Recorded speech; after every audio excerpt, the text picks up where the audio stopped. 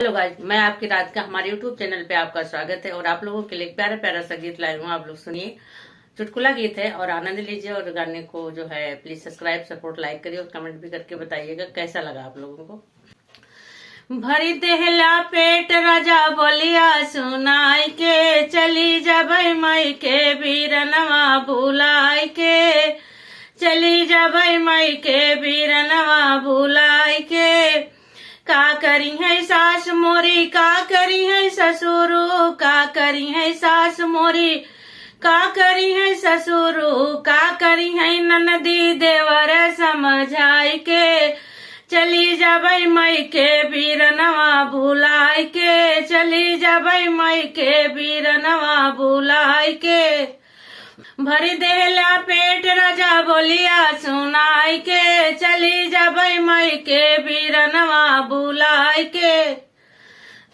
का करी है जेठ मोरा, का करी है जेठनी, का करी है जेठ मोरा, का करी है जेठनी, का करी है गाँव के लोग समझाई के, चली जबई मई के बीरनवा भुलाई के, चली जबई मई के बीरनवा भुलाई के।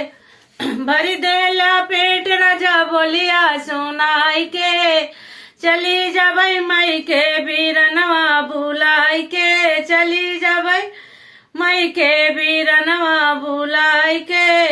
का करी है देवर मोरा, का करी है देवरानी, का करी है देवर मोरा, का करी है देवरानी, का करी है पियवा हमार समझाई के, चली जबई मई के बीरनवा भुलाई के, चली जबई मई के बीरनवा भुलाई के। भरी देहला पेट राजा बोलिया सुनाई के, चली जबई मई के बीरनवा भुलाई के, चली जबई मई के बीरनवा भुलाई के।